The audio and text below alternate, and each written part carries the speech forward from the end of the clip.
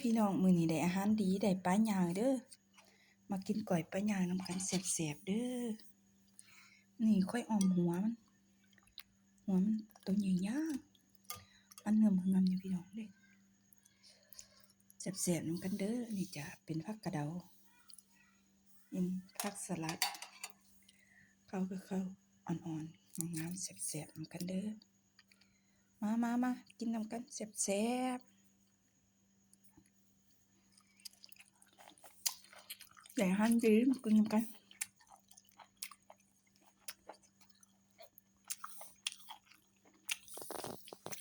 แซ่บๆนำกันพี่น้อง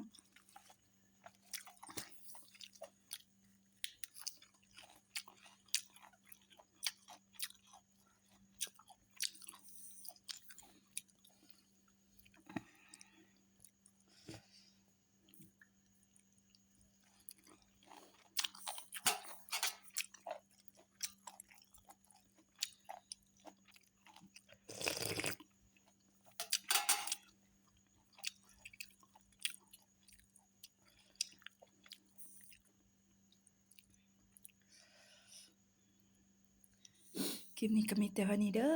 บ่มีผู้มากินนำแล้วขออนุญาตกินข้าวกันแซ่บขนาด